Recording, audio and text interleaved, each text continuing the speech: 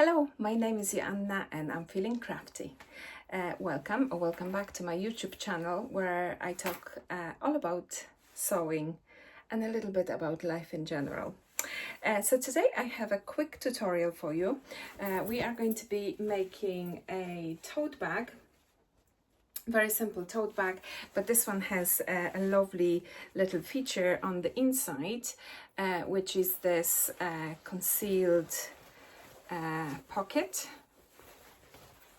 So if you look on the inside of the bag, it has a little bit of recessed lining, and where we joined the lining with the outer fabric, we have inserted this lovely concealed pocket. It's a very simple technique and one that's very useful. So if you would like to use that in your bag making, follow with the tutorial. The finished tote bag is going to be about 17 inches square. So what you will need for this project is two of your outer pieces, and you're going to cut two squares measuring 18 inches square. What I'm using for mine, it is actually a tablecloth that I bought in Jysk for €10, because I would like my tote bag to be waterproof.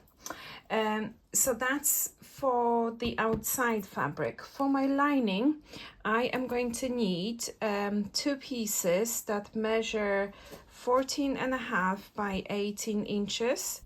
And that is because we are going to add a panel to the top of the lining, and this will allow us to conceal our pocket. So you will need two rectangulars that measure 4.5 by 18 inches.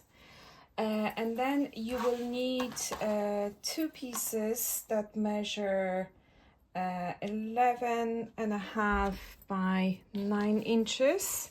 I actually don't have two rectangulars. I have one big one. It's just whatever was left. And the size of the pocket, you can really use just about any measurements, utilizing any awkward scraps you might have while cutting your fabric. So just use what you've got, but all of the measurements are going to be down in the description box. So this is going to form our pocket bag, and I am a little bit lazy. I don't want to make my own straps, so I'm going to use this piece of webbing that I bought. It's quite thin, so I'm going to double it to make it a little bit stronger, and I will show you how to do that. Other than that, you will of course need coordinating thread and an universal needle appropriate to the weight of the fabric that you are using. So the first thing I'm going to do is I'm going to take my strap and I'm going to double it. I just folded it in half. I didn't measure anything. Hopefully this is going to be enough for two straps. So I just doubled it, and I'm going to use a little bit of a longer stitch length on my machine. That is going to be 3, and I am going to stitch about 1 millimeter from the edge of the fabric on both of the sides. Now what I'm going to do now is I'm going to construct the pocket. So I'm going to take the bottom part of my lining and the top part of my lining, and I'm going to find the center point in each of them, and then I'm going to do the same with both of my pocket pieces. Okay, so to find the center point, I'm going to fold the pocket bag in half, and I'm using a pin, but you can mark it with a marking tool or cut a notch, whatever works for you. This works for me. So I'm going to find the center points on of each of those, and then match them and stitch them together. Remember, we are working with two pocket bag pieces, and one of the bottom lining and one of the top lining. So I placed my pocket bag right sides facing with the bottom of the lining, and I'm going to pin it in place and stitch.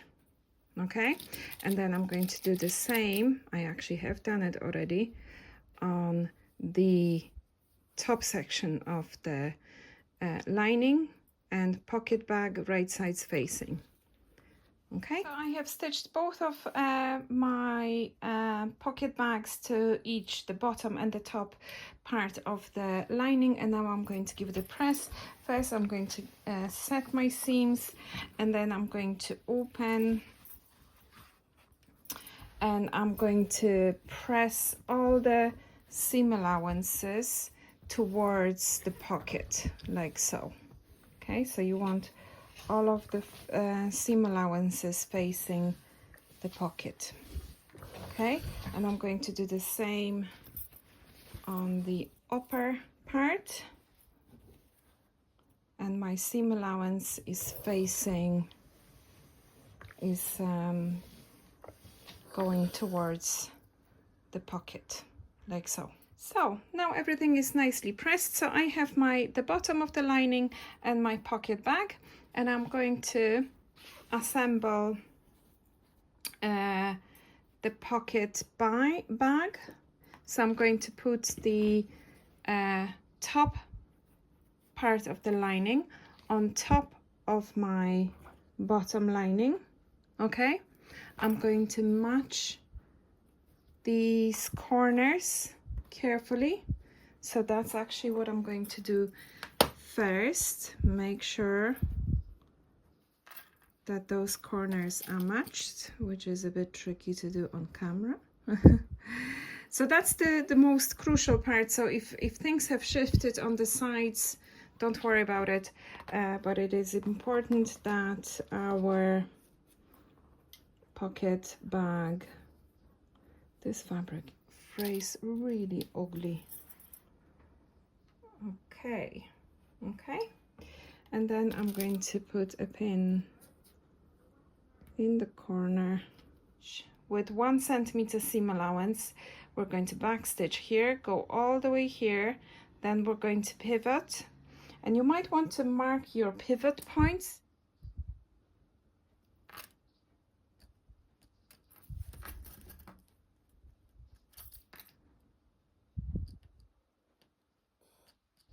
That's my pivot point.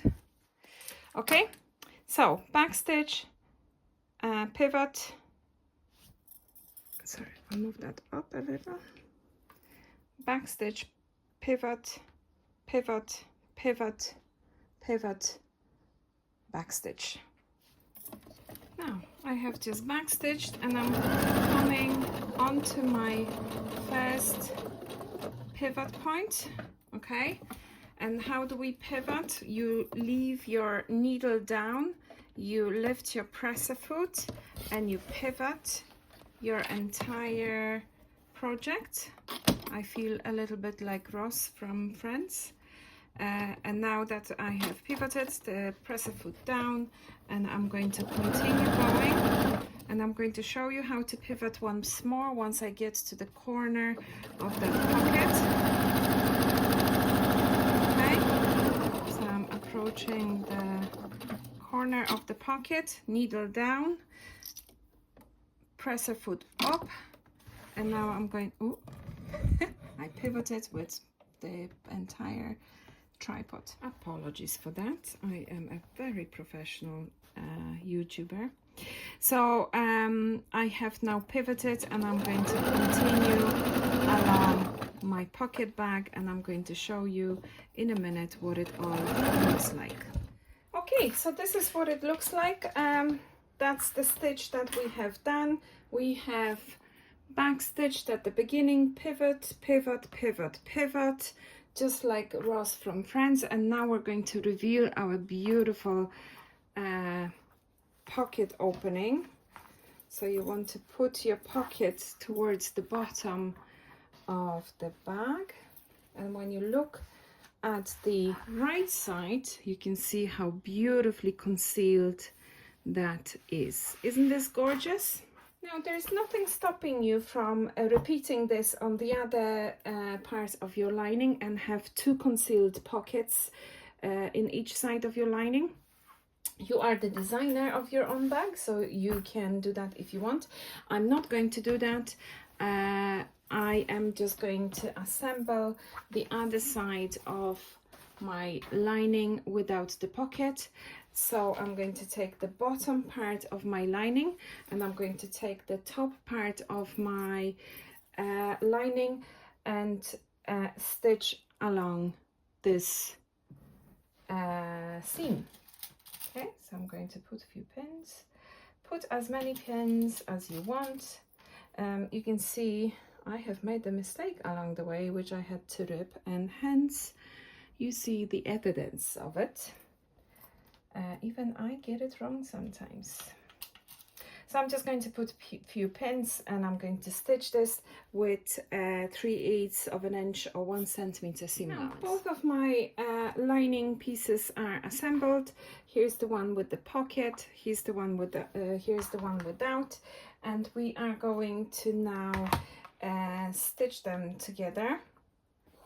So I'm going to match the corners and we're going to stitch on 3 sides. So the top is going to stay open so we can put some lovely things in our bag. So we're going to pin on this side, and this side. Okay, now 2 things for consideration. One is that these seams have to match perfectly, so I'm going to start with them and make sure everything lines up, because if things aren't lining up on top or on bottom, that's okay, we can fix that. But these would be annoying if they didn't match, would it?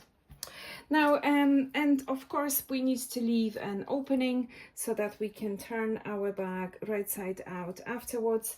And I don't like to be very scientific about it. I'm just going to measure 4 fingers and do a little marking. And just in case I forget about in the midst of stitching, I like to put 2 pins on each side of the opening to remind myself that there was something I needed to do here. So if you are like me, go ahead and put 2 pins at that opening so you don't forget. All right, so I'm going to bring this to the sewing machine. I'm going to backstitch at the top. I'm going to be using 3/8 of an inch seam allowance or 1 centimeter, or else you can just go with the edge of your presser foot as your guide. So the edge of the fabric is going to be flush with the edge of the presser foot. Backstitch at the beginning, pivot. You're going to backstitch at the one side of the opening. You're going to leave the gap. You're going to backstitch to the other side of the opening. You're going to pivot and then backstitch at the end. So I'm getting close to the opening in the lining. There's my 2 pins. I'm going to remove them because we do not stitch through pins, and I'm going to stitch as far as my marking. Okay, and then I'm going to backstitch, and then I'm going to lift my needle, lift the presser foot, and I'm going to move to the other side of that opening, remove my pins, and I'm going to backstitch to that lining, to that marking, and now I'm going to now that is my lining completely constructed, including my lovely pocket. So I'm going to move on now to the outer, and for that I'm going to take my fabric. Be mindful if you're working with directional print, right sides together, and we're going to pin it all around and stitch on 3 sides, okay, leaving the top open.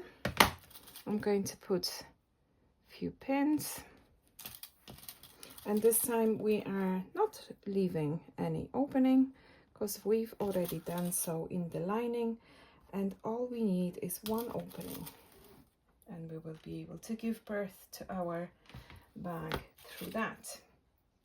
So I have sewn my outer fabric, and now I'm going to mark placement for my straps. So I'm going to measure 4 inches from the edge of the stitching on both sides, and this is where I'm going to put my straps, okay, and I'm going to mark the same on the other side, 4 inches and 4 inches, okay, and then I'm going to take my straps and pin them in. So I have my straps, I have my pins, I have my markings. So I'm going to take one end of my strap and I'm going to position it to the inside of my mark. I'm going to put one pin and another. I would discourage you from using just one pin because then it can kind of twist there and it will not be inserted straight. Now, very carefully, you're going to put this strap onto the other side, but just make sure nothing is twisted, okay? So again, I'm placing the strap on the other side to the inside of the marking I have done, like so. This is my mark and my strap is placed to the inside of it. Okay, now it is pinned, but I am going to go back and double check that my strap is not twisted. Okay, always measure twice, cut once, they say. Now I have cut my straps to 25 inches, but and that was what works for my body. I'm quite tall, so I would either maybe go with a strap length on a tote bag that you already own, that you know that works, or just take a measuring tape and check it on your body what feels good. All right, as I said, you are the designer of this bag and this is a custom work, so you can do whatever you want. You like them long, you like them short, you're the designer. Okay, so I have pinned the other strap to my bag, and I have placed it to the inside of my marking, and now I'm double checking, triple checking that they are not twisted, because that's very annoying to fix. Ask me how I know. So once I have done that, I am going to take my lining and I'm going to turn my lining right side out, and once it's turned right side out, I'm going to place it inside the bag and pin all around the top. So I tucked my lining inside the bag. Now I'm going to start pinning, and I'm going to start at the side seams. My lining and my outer fabric are right sides facing, and when you pin your side seams, we are going to nest the seams. What that means is that one seam allowance goes one way and the other goes the other way, okay? And that is going to reduce the bulk in that seam, okay? Can you see that? And I'm going to do it again on the other side. All right, so one seam allowance goes one way. This is called nesting the seams. Okay, and I'm going to put a pin there, and then when you tug on both sides, everything should match beautifully. And now what you're going to do is you're going to pin all around and stitch it all around, and we are going to back stitch around those straps a little bit to reinforce them, and I will show you how to do that. Now I'm at my sewing machine, and the first thing I'm going to do, I'm going to remove the table to be able to stitch my bag on the round. Okay, so I'm going to put it under the machine this way. Okay, I hope that's visible. So we are stitching on the round and putting it under machine this way will allow us to do so. Where we're going to start does not matter, okay, because we're going to come back to the same point. So the seam allowance is 1 centimeter, so I am making sure that the edge of my presser foot is flush with the edge of my fabric. I am using 2.5 stitch length for nice, dense and durable stitches, and I'm going to back stitch and then go forwards. Okay, I have my pin dish to the right because I'm right-handed, so have it handy because we don't stitch through pins. Now I am getting closer to where the strap is, so what I'm going to do now, I'm going to stitch over the strap, okay, and then I'm going to back stitch over my strap. It doesn't even have to be neat. I've done that really ugly.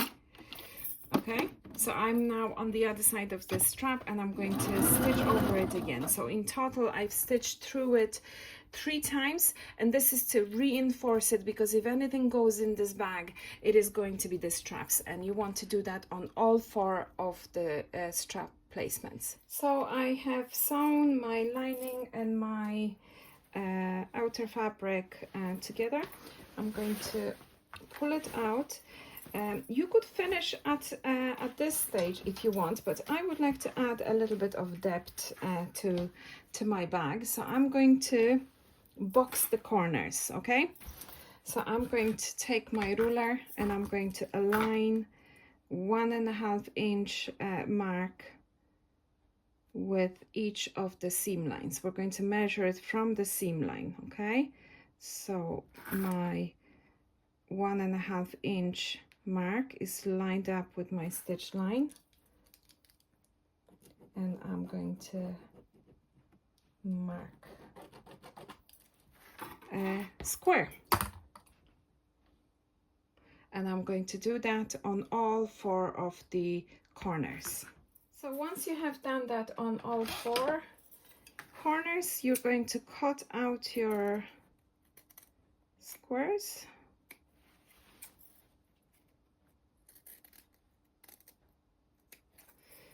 Like so. Oh, this fabric, this tablecloth fabric is really horrible to work with. And the way I like to construct the boxed corners is I like to stitch them together. First, because I'm lazy, and if I can skip a seam I will, but second of all, it gives really nice finish to your bag. It just, the lining and the outer fabric of your bag sit nicely together, and it just gives nice professional finish, which is why I do it this way. So it might be a little bit mind bendy, but you'll get there. We'll do it together. Okay, so what you're going to do, so I cut my corners. Why do we cut corners? This is interesting. So when you take that corner and you're going to open your fabric and match that, you can see that suddenly your bag becomes 3D. Okay, so I am matching the corners of my square and that seam in the middle. So I'm going to put a pin here and in the sides, okay, but I'm not going to stitch yet because I want to stitch this to that corner. So now I'm going to take this corner, open it,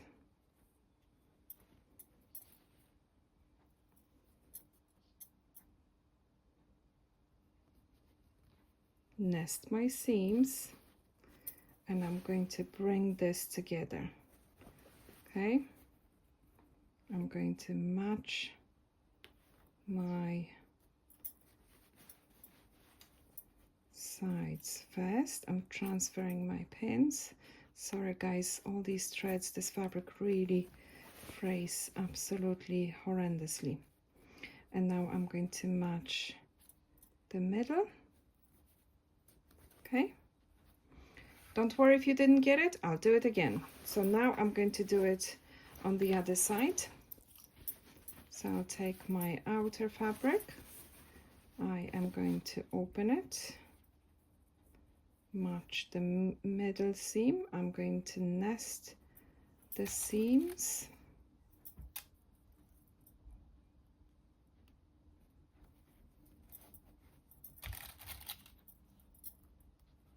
if there is anything tricky in this bag, this probably is it. It's just a little fiddly, it's not really difficult. So I'm going to scrunch my bag a little bit and do the same thing with my lining.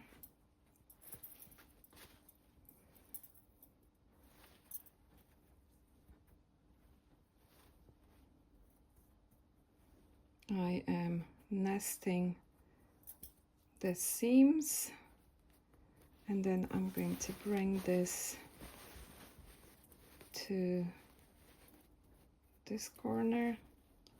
I'm going to match the sides first, transfer the pin,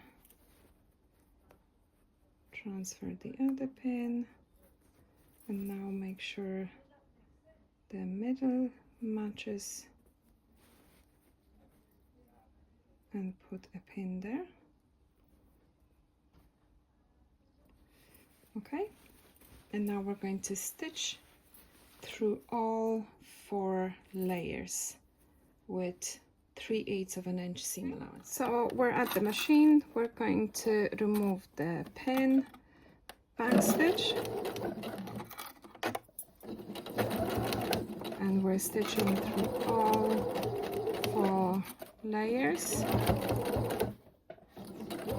My fabric isn't very bulky, so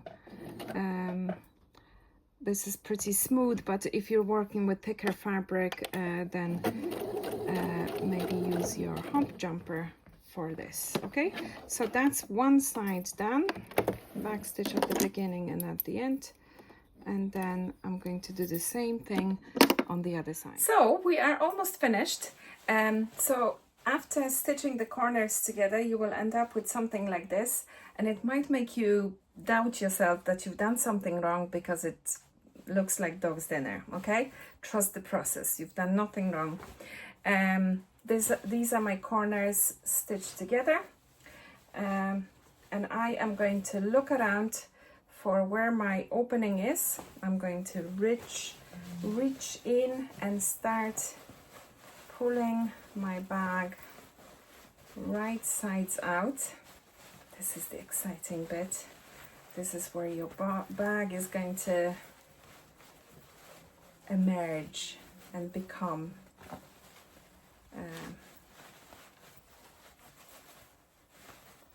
the bigger your opening, the easier this job is, and I'm always, for some reason, very stingy with that opening.